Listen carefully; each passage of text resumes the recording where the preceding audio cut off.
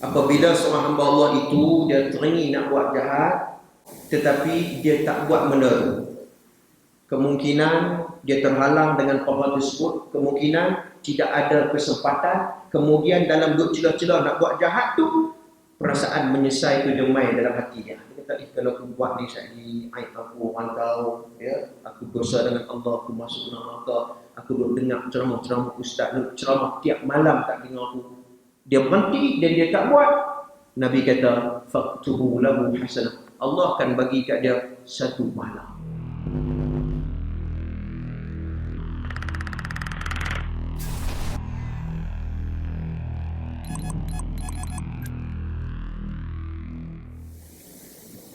Bismillahirrahmanirrahim. Assalamualaikum warahmatullahi wabarakatuh. Alhamdulillah Rabbil Alamin. Wassalatu wassalamu ala ashrafil anbiya'i wal mursalin wa ala alihi wa sahbihi ajma'in.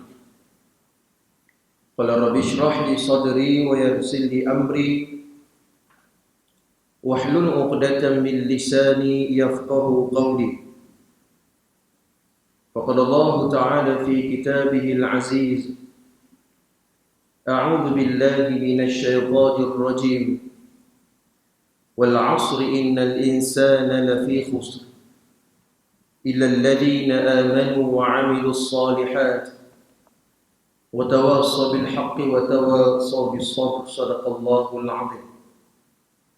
Muslimin muslimat yang dirahmati oleh Allah, di dalam satu hadis yang diriwayatkan oleh Al-Imam Bukhari rahmatullah alaih melalui jalur sanad daripada an Abi Hurairah radhiyallahu anhu, qala Rasulullah sallallahu alaihi wasallam, idza ahsana ahadukum islamahu fakullu hasanatin ya'maluha tuktabu lahu bi'ashri amthaliha ila sab'i mi'ati dhi'fin wa kullu sayyi'atin ya'maluha tuktabu lahu bimithliha.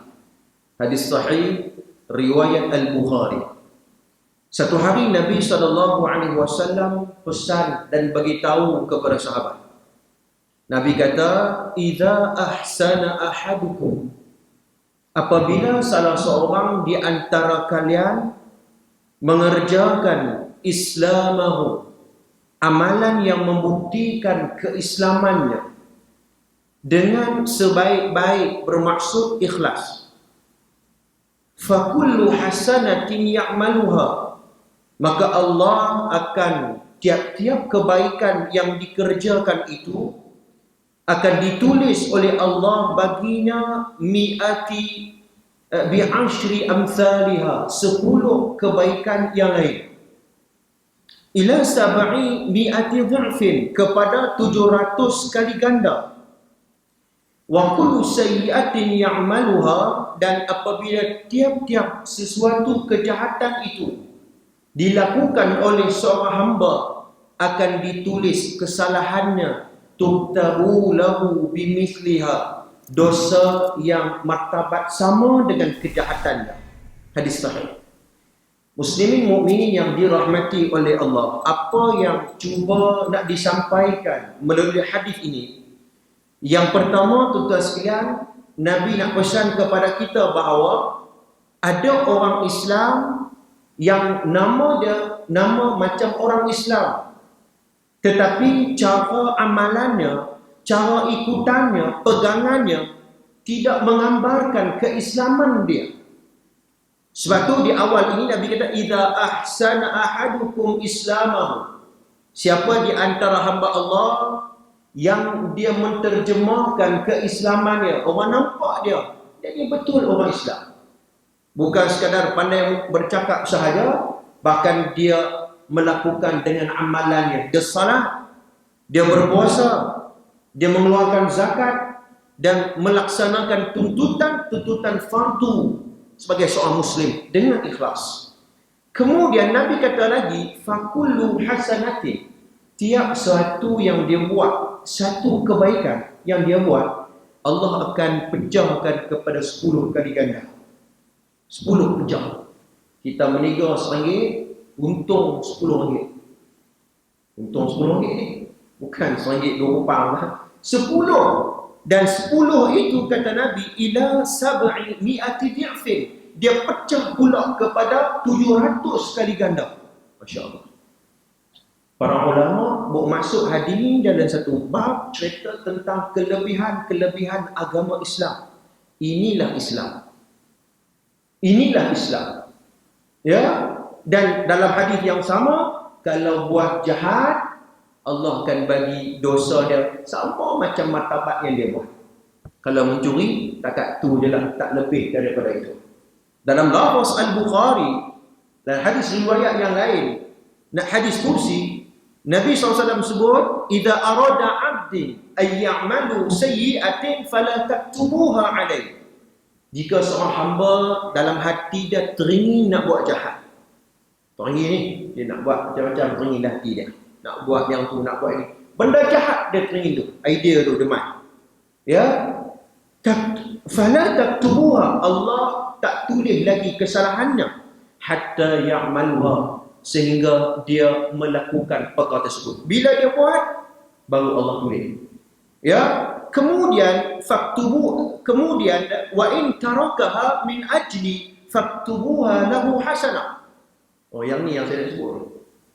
Apabila seorang hamba Allah itu dia teringin nak buat jahat,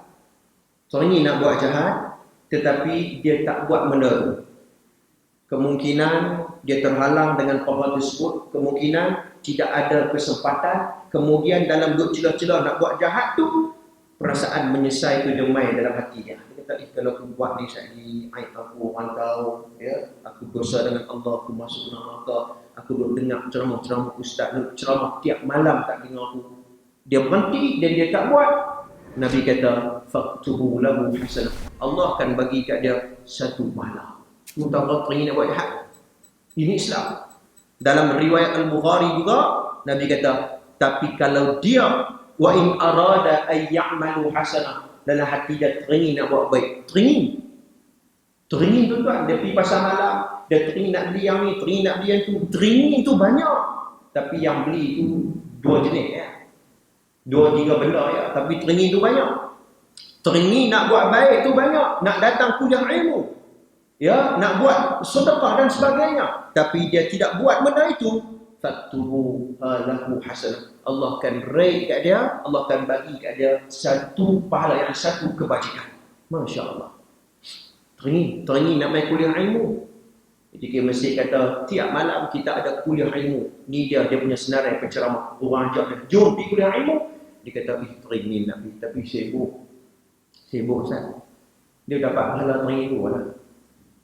20 tahun orang duk bagi kat dia, ni kuliah ilmu ni. 20 tahun dia dapat kuliah pahala teringin tu je. Jadi tuan-tuan sekalian, hadis ni pesan kepada kita bahawa itulah Islam, itulah agama kita, bahawa Allah nakkan hambanya ya sentiasa untuk melakukan amal soleh dan kebajikan di muka bumi Allah ini. Tuan-tuan sekalian, mudah-mudahan mukadimah itu yang memberi manfaat kepada kita, insya-Allah. Tuan-tuan sekalian, kita sambung pembacaan sirah kita malam ini, Ruhiyatul Maktum, Safiur Rahman Mubarak Furi. Itu pada muka surat 139. Betul tak? Muka 1. Saya tulis ni 2 bulan 3, bulan kita yang terakhir. Bulan 3 tahun ni lah. Baik, tuan-tuan sekalian. Pada malam ni tuan-tuan, kita akan bincang. Kita akan bincang dan kita akan menelusuri sirah Nabi SAW, cerita tentang kehidupan Nabi. Dalam kalender kita, kalender Malaysia ni tuan-tuan, kita pilih esok ni malam Maulidur Rasul, hari esok. Ya, baik, tak apa. Kita bukan nak sebut sebagainya, nak sebut bahawa bulan ni bulan kita duk sambut Maulidur Rasul.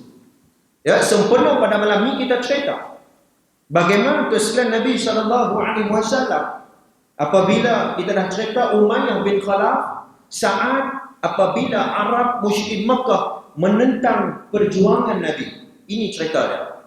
Malam ni kita nak tahu ni, macam-macam jenis penentangan yang diberikan oleh Arab musyrikin Mekah kepada dakwah Islam, khususnya kepada Nabi sallallahu alaihi wasallam. Diceritakan kepada kita Umayyah bin Khalaf, ya, setiap kali dia tengok Nabi, ni bukan sahabat ni tuan-tuan, ini orang yang menentang kuat perjuangan Nabi. Umayyah bin Khalaf, dia bila jumpa Rasulullah tuan-tuan, dia bila tengok Rasulullah, dia lihat Rasulullah, dia akan selalu mencela dan mengumpat baginda Nabi SAW. Ini sikap dia. Sangat terkenal. Umayyah bin Khalaf, hanya dia macam ni lah. Duduk, lalu Rasulullah mai lah, dia maki hamu Rasulullah. Terang-terangan. Mengumpat itu, saudara kata lah, depan pun dia berani, belakang Rasulullah lagilah dia berani. Sehingga kan sikap itu dirakamkan di dalam Al-Quran dalam surah Al-Humazah ayat yang pertama. Allah turun surah Humazah ayat pertama tuan-tuan, khusus cerita tentang perangai Umayyah bin Khalaf.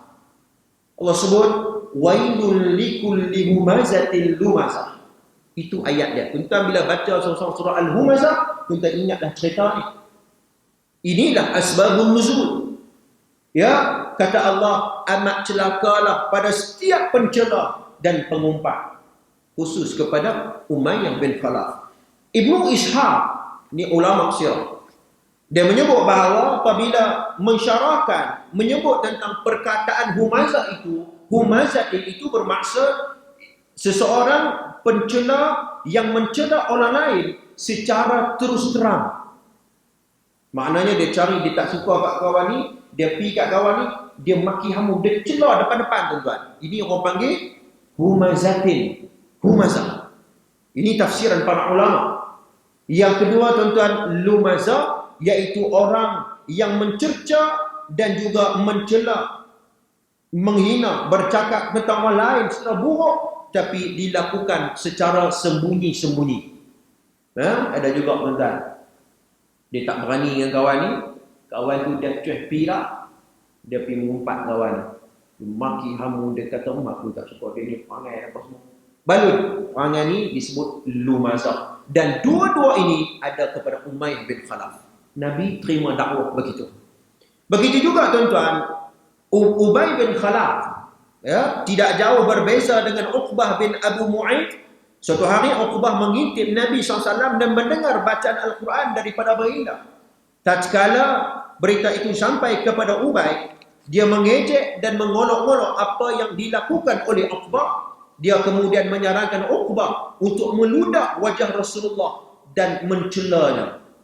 Tuan-tuan, dahlah tak suka dekat Rasulullah, dah tak beriman dalam Al-Quran, bahkan dia nak ludah pada batang tubuh Nabi SAW.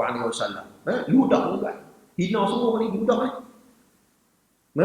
Orang cakap tu pun dah pedih dah. Ni tak cukup dengan cakap, dia ludah pula kena batang tubuh Nabi SAW. Dia kemudian menyarankan pada Uqbah untuk meludah Nabi. Uqbah benar-benar melakukannya. Ubay bin Khalaf turut menghancurkan tulang busuk, lalu menebarkan ke udara sehingga tiupan angin membawanya ke arah Rasulullah. Ada seorang lelaki daripada Ubay bin Khalaf. Ya, Ubay bin Khalaf tuan-tuan, ya, penentangan dia terhadap dakwah Islam, dia pecahkan tulang-tulang hak busuk. Ya, tulang-tulang biar lama dia menjadi busuk tuan-tuan sekalian, dia jadi habuk tu. Bila Rasulullah mai dekat dia, dia membuih biar debu tu bagi kena dekat muka Nabi SAW. Biar bau busuk dekat Rasulullah. Ini perangai orang yang menentang dakwah Islam pada zaman Nabi SAW.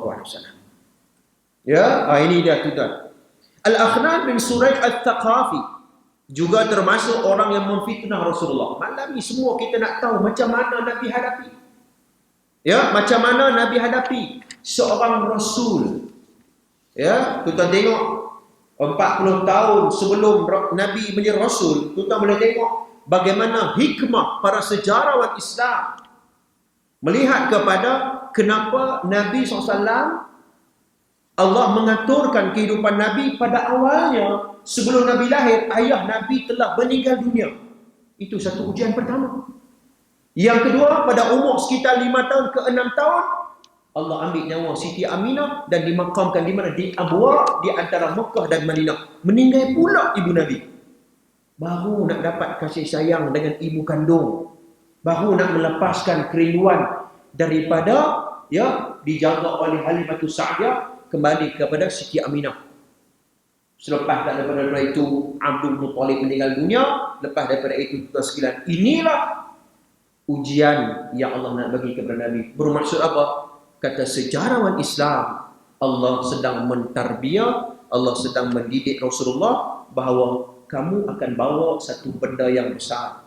Kamu akan bawa satu risalah yang penting. Risalah itu kemungkinan orang yang kamu sayang itu akan menentang habis-habisan dalam perjuangan kamu. Suatu di awal kehidupan Nabi tuan-tuan, Allah didik supaya sabar. Rasulullah kena sabar. Nak bawa benar-benar, bukan orang semua boleh terima tuan-tuan. Bukan semua. Ada orang tuan-tuan menjatuhkan, ada orang yang mempelekeh. Ini panggil orang yang ada hati yang tidak baik tuan-tuan sekalian. Muslimin mukminin yang dirahmati oleh Allah, maka sifat sabar tu Allah telah bina Nabi daripada kecil lagi. Baik. Kemudian Akhnad bin Surat Al-Thaqafi, dia termasuk orang memfitnah Nabi. Al-Quran telah menyifatkan dengan 9 sifat dirinya. Ini semua ni dalam surah Al-Qalam ayat 10 sampai 13. A'udzu billahi minasyaitonir rajim. Wa la tuti' kulla halafin mahin hammazin masya'in binamim manna'in lil khairi mu'tadin athim utullin ba'da dzalika zanim. Sadaqallahul azim. Yang bermaksud, dan janganlah kamu ikuti setiap orang yang banyak bersumpah lagi hina. Ini perangai siapa? Al-Akhnas bin Surat Al-Thaqafi. Perangai dia tuan-tuan, dia suka sumpah. Sumpah ni maknanya aku berjanji dekat kawan-kawan dia tentang sumpah tu sumpah yang bohong terhadap dakwah Nabi.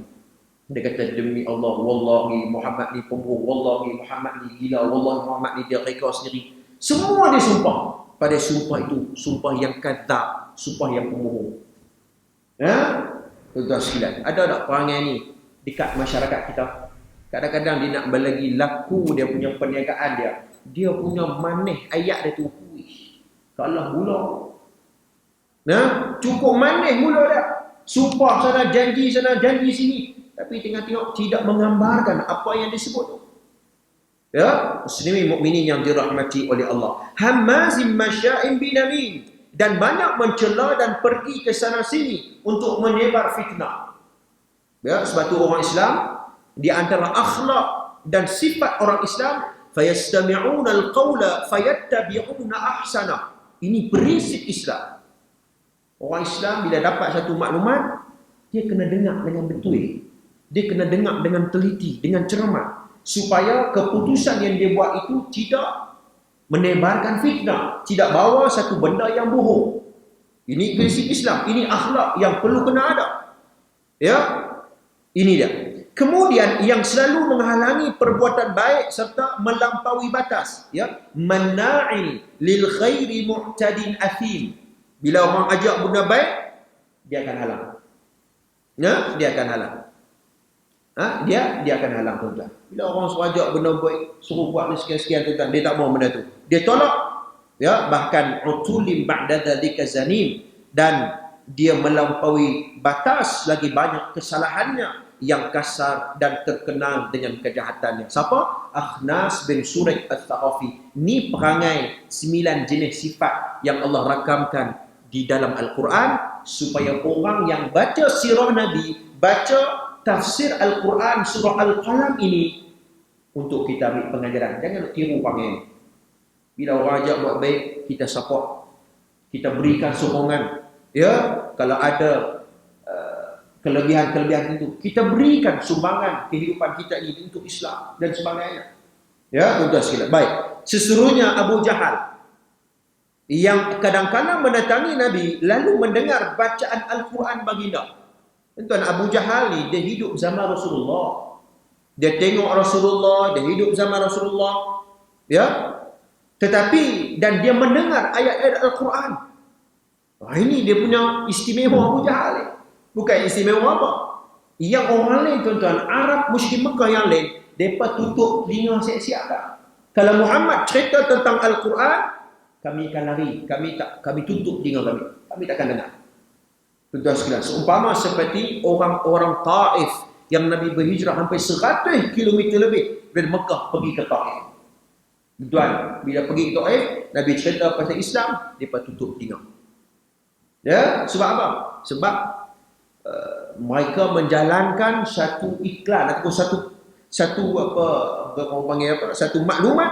Bila Muhammad cerita tentang Quran, hampa tutup telinga dan hampa lari.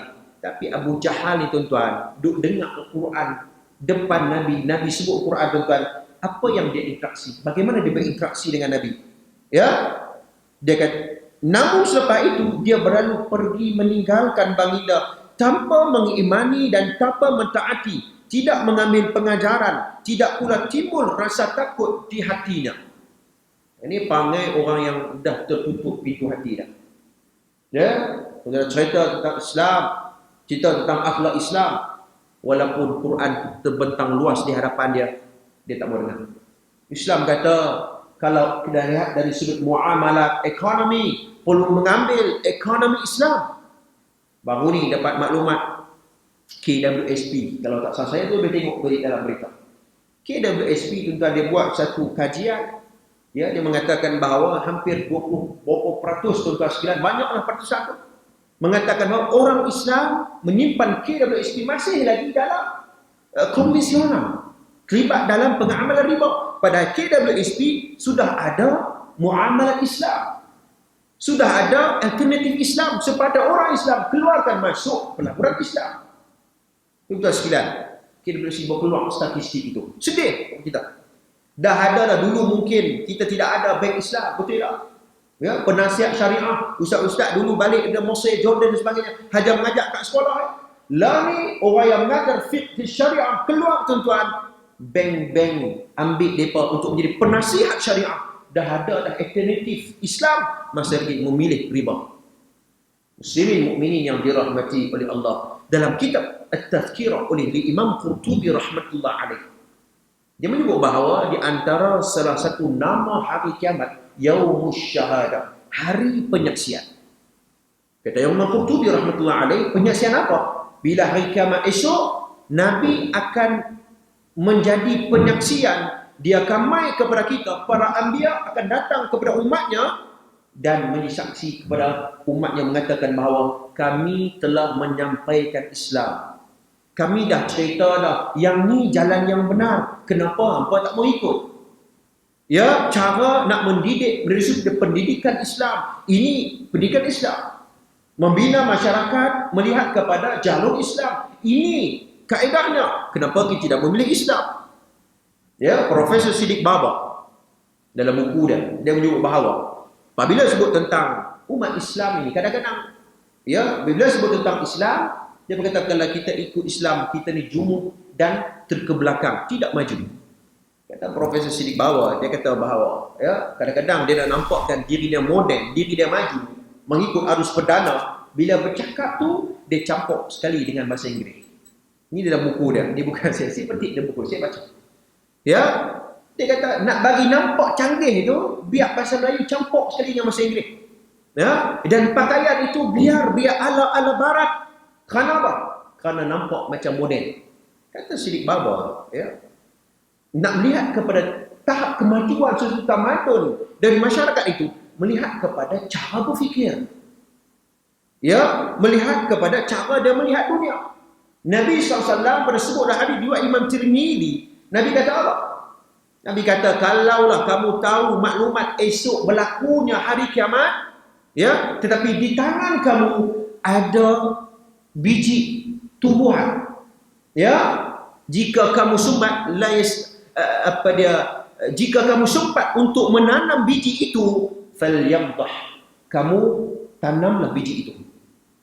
Ya, dan sebagai riwayat mereka menyebut bahawa biji kurma, kalau hang sempat tanam biji kurma tu, esok nak kiamat kan ni? Kalau tahu kata esok kiamat, tapi kita tak tahu. Nabi kata kalau hampa tahu kata esok kiamat, dekat tangan hampa tu ada biji pokok ataupun betapa biji benih yang boleh tanam untuk meneruskan kehidupan kamu, tanam falyamdah, tanam. Nabi kata itu bermaksud orang Islam jangan ubah sambil lewat. Orang Islam mesti kena kemas.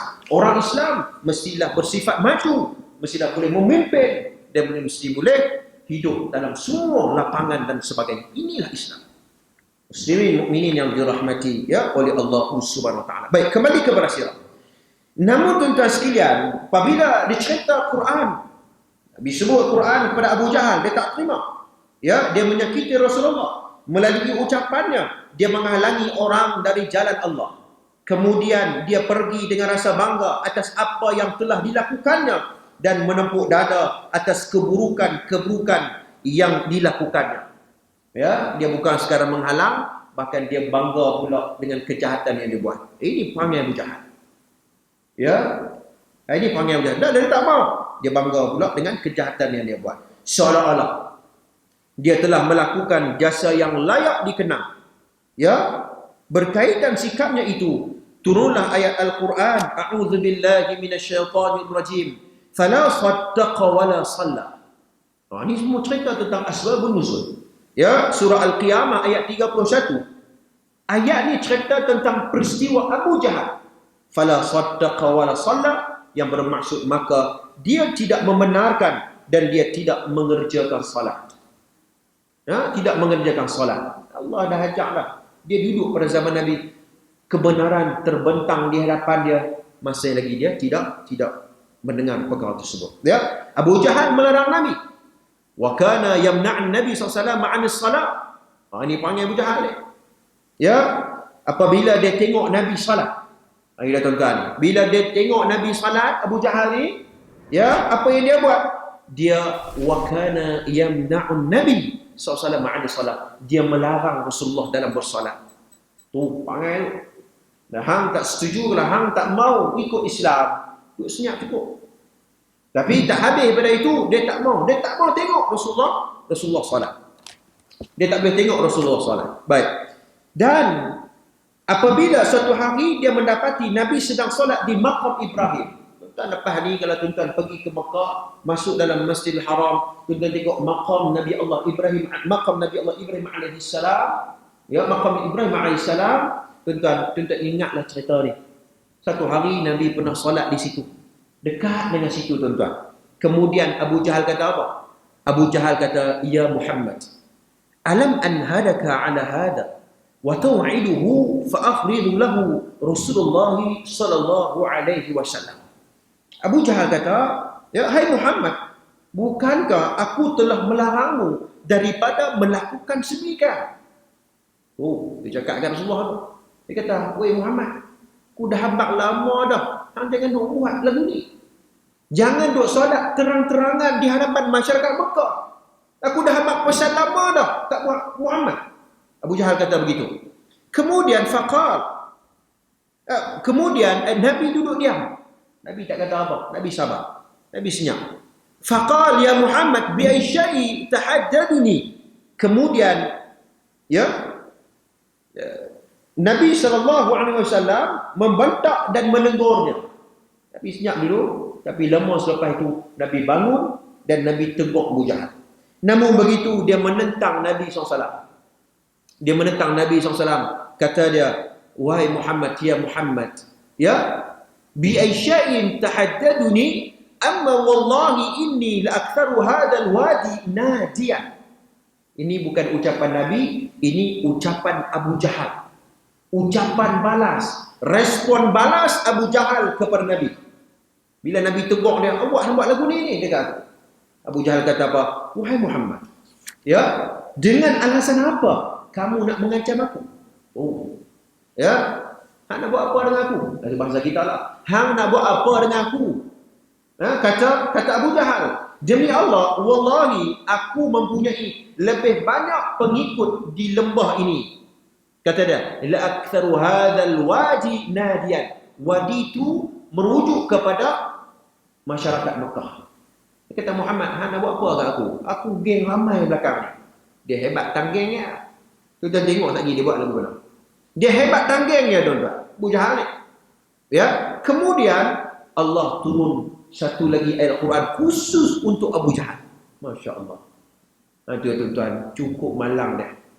Ya, cukup malang dah tuan-tuan. Dia hidup zaman Rasulullah, tapi dia tidak beriman Rasulullah. Tuan ingat satu hadis. Ya, kalau saya ingat riwayat Muslim kalau tak salah saya, Nabi pernah cerita kepada Rasulullah, Nabi pernah cerita kepada para sahabat. Nabi kata, aku rindu kepada sahabatku. Sahabat Nabi tanya, adakah kami ya Rasulullah? Nabi kata, ada. Ya. Lalu sahabat Nabi, siapa ya Rasulullah? Aku rindu kepada umatku, kepada sahabatku, yang mana mereka tidak hidup sezaman dengan aku, dan mereka tidak melihat batang tubuh aku, tetapi mereka beriman dan mempercayai apa yang aku sampaikan. Siapa tuan-tuan? Kita malam ni. Siapa tuan-tuan? Ni kita lah malam ni. Kita duduk majlis malam ni, kita dah dengar bagaimana sejarah Nabi SAW untuk kita ikut. Allah sebut dalam Al-Quran, laqad kana lakum fi Rasulillahi uswatun hasanah liman kana yarjullaha wal yawmil akhir wa dzakarallaha katsiran. Surah Al-Ahzab. Ya, Allah Subhanahu wa taala sebut sesungguhnya telah ada pada diri Muhammad itu uswatun hasanah, satu petunjuk yang baik untuk kita. Kenapa tak mau ikut cara Rasul? Ya, Al-Hafiz Al-Imam Ibn Hazm Al-Andalusi dia menyebut bahawa man arada khairul akhir. Kata ulama, jika kita ni nak berjaya dalam urusan akhirat, wal hikmatud dunya, dan kebijaksanaan dalam dunia. Ya, kata Ibn Hazm, dekat akhirat pun kita berjaya, dekat dunia pun kita nak berjaya. Kita tak mau tuan-tuan sekalian dekat dunia ni orang buang kita. Ya, kita nak berjaya dua-dua. Kita nak fi sa'adatid darain, bahagia di dunia dan bahagia akhirat. Dua-dua kita nak. Kata Ibn Hazm, wal aqlu sirah, dan juga satu petunjuk kehidupan yang baik. Ya. Dan wa ihtawa'u ala mahasimul akhlaq kullaha, dan satu petunjuk tentang kehidupan akhlak yang sangat cantik, iaitu apa? Iaitu ya falyaqtadi bi Muhammad sallallahu alaihi wasallam. Hendaklah, kata Ibn Hazm, menuruti apa yang ditinggalkan oleh Nabi kita sallallahu alaihi wasallam. Aida tuan-tuan.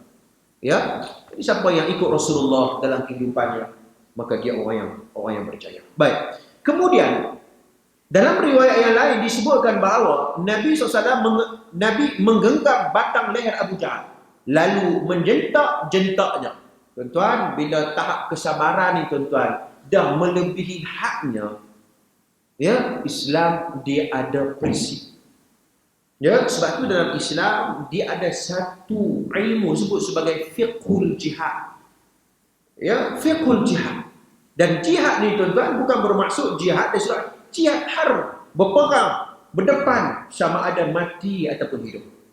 Makna Islam ni ada prinsip. Sabar, ya, Nabi banyak sabar. Nabi banyak hikmah, Nabi banyak kesantunan dalam kehidupan Nabi. Nabi banyak lembut. Tapi kalau melebihi hadnya tuan-tuan, ya, Nabi ajak kepada kita bahawa pada waktu itu perlu menunjuk prinsip, ya, dalam diri kita. Nabi genggam batang leher Abu Jahal lalu menginjak-injak, ya, Abu Jahal. Seterusnya baginda berkata, Nabi kata, dirakam dalam surah Al-Qiyamah ayat 34, aula laka fa aula thumma aula laka fa aula. Ayat ni tuan-tuan yang bermaksud celakalah kamu. Kamu tu apa? Khitab kepada Abu Jahal. Celakalah kamu wahai Abu Jahal. Sesungguhnya fa'aula, amat celaka kamu Abu Jahal. Amat celaka. Kemudian thumma aula laka fa'aula, celakalah kamu, sesungguhnya kamu amat celaka. Masya-Allah. Berulang-ulang kali Nabi ungkapkan celaka kepada Abu Jahal.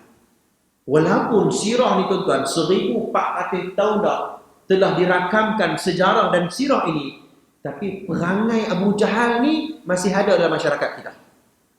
Sebab tu sirah kita baca bukannya kita nak mengimbau kembali sahaja kisah sirah. Sirah itu untuk kita yang masih hidup ini. Ya, masih ada lagi kelompok-kelompok masyarakat yang perangai macam Abu Jahal, yang perangai macam Abu Lahab dan sebagainya.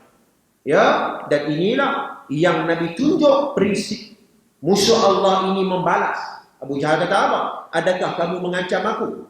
Hai Muhammad, demi Allah, kamu dan Tuhanmu tidak dapat berbuat sedikit pun terhadapku. Aku ini adalah orang yang paling disegani di antara dua bukit, yakni Safa dan Marwah. Abu Jahal, dia kata apa? Hang tak boleh buat apa? Hang dengan kawan-kawan hang sekali dengan Tuhan hang, kata Abu Jahal. Tak boleh dia buat apa aku. Aku ni geng banyak belakang, kata Abu Jahal. Nah, hang tak boleh buat apa? Tuhan hang pun tak boleh buat apa.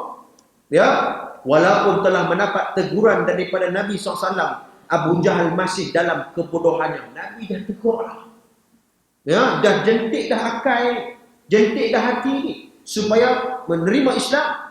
Tapi masih dalam kebodohannya. Malahan kedengkiannya terhadap baginda semakin bertambah-tambah. Imam Muslim meriwayatkan daripada Abu Hurairah yang menyatakan bahawa Abu Jahal berkata, adakah Muhammad berani membenam wajahnya bersujud di tengah-tengah kamu? Ada yang menjawab, ya. Maka Abu Jahal berkata, demi Al-Lata dan Al-Uzza, jika aku melihatnya melakukan salat, aku akan pijak batang lehernya, lalu ku benamkan wajahnya ke dalam tanah. Tuan-tuan, satu hari Abu Jahal dia bincang dengan kawan-kawannya. Dia lepak kedai kopi dengan kawan-kawannya. Dia kata, siapa di antara kita berani bila Muhammad sujud, Nabi Muhammad bongkok dan sujud, letakkan dahinya di tanah, siapa yang berani pergi pijak tengkok dia? Tu, duk cabak tu. Duk cabak hang tu. Ya? Abu Jahal dia bangkit, dia kata, aku demi Al-Lata Al-Uzza, kata dia. Ya? Saya tengok dalam kitab asal, ya, dia mengatakan bahawa demi Al-Lata Al-Uzza, ya, aku apabila aku melihat Muhammad sujud, maka aku akan pijak batang lehernya. Ini riwayat Imam Muslim dalam Sahih. Subhanallah. Ya?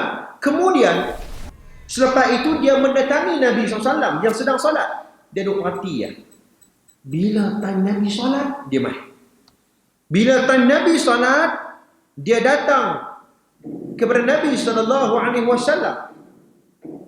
Ya, kemudian apabila dia hampir memijak leher baginda, tiba-tiba dia segera bermundur sehingga membuatkan orang Quraisy terkejut kerana dia mundur ke belakang dan meramas-ramaskan tangannya sendiri.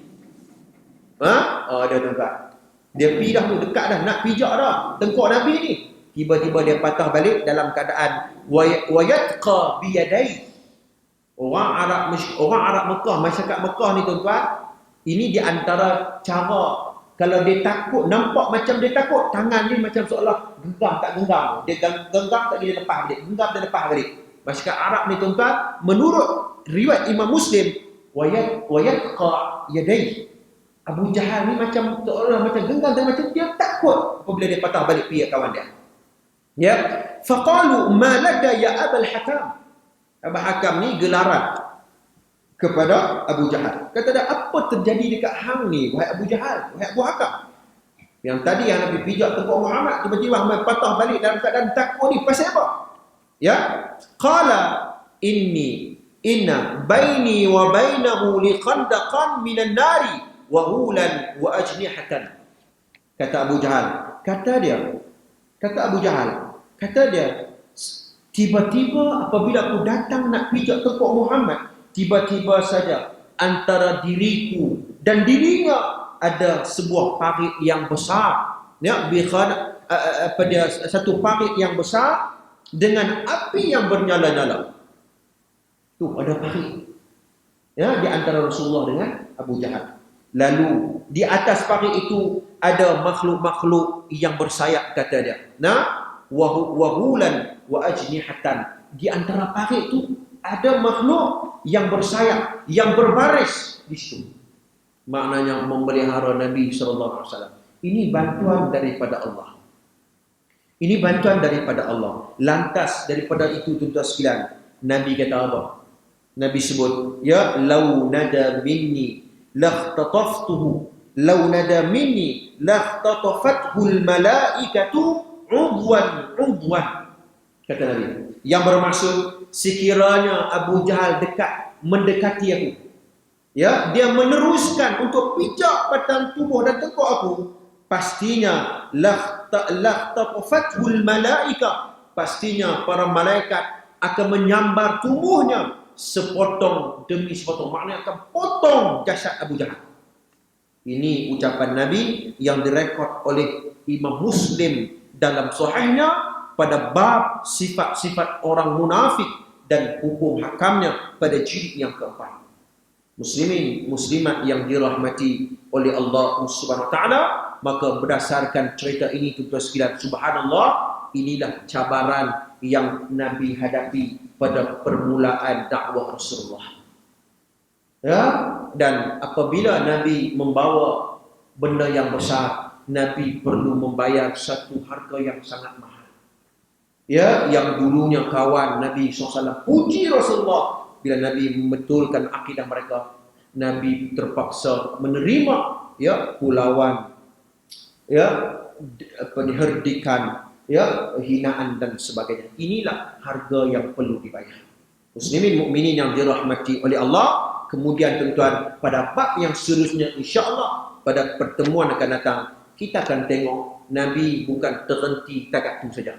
Nabi tak merajuk dalam urusan dakwah. Nabi ini berjiwa besar dalam urusan dakwah. Dia, kalau kau tidak mau, aku akan menyusun strategi dakwah. Yang penting aku tahu matlamat aku adalah untuk menyelamatkan umat aku daripada, ya, masuk ke dalam neraka Allah SWT. Ini perjuangan Rasulullah. Nabi melaksanakan, ya, strategi dakwah pada 3 tahun awal, ya, dakwah Nabi di bumi Mekah Al-Mukarramah, dan kita akan dengar pada pertemuan akan datang, iaitu satu rumah ini disebut sebagai Darul Arqam. Ya, rumah Darul Arqam. Siapa tuan rumah ni? Arqam bin Abi Al-Arqam Al-Makhzumi. Ni nama dia. Nah, ini nama penuh dia, ini nama sebenarnya. InsyaAllah pada pertemuan kita akan tengok tuan-tuan, ya, satu tempat yang sangat barakah. Nabi pilih rumah Arqam bin Abi Al-Arqam Al-Makhzumi untuk melancarkan perjuangan dakwah di rumah tersebut. Mudah-mudahan saya setakat dulu perkongsian sirah saya pada malam ini. Aqulu qawli hadha wastaghfirullahal azim li wa lakum. Assalamualaikum warahmatullahi wabarakatuh. أعوذ بالله من الشيطان الرجيم بسم الله الرحمن الرحيم الحمد لله رب العالمين والصلاة والسلام على أشرف الأنبياء والمرسلين وعلى آله وصحبه أجمعين اللهم إنا نسألك علما نافعا ورزقا طيبا وعملا متقبلا اللهم أعنا على ذكرك وشكرك وحسن عبادتك وصلى الله على سيدنا محمد وعلى آله وصحبه أجمعين والحمد لله رب العالمين.